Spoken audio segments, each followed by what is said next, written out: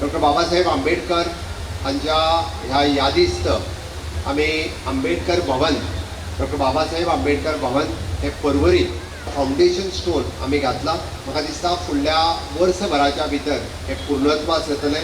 खासा करून आम्ही फुडल्या डॉक्टर बाबासाहेब आंबेडकरांच्या जयंतीच्या निमित्तान ताचे उक्तावणी करपाचे आणि ह्या भवनात आम्ही जशें म्हटलां हॉस्टेल फॅसिलिटीजूय बी एवेलेबल करून दिवपाची आमची मोख आसा।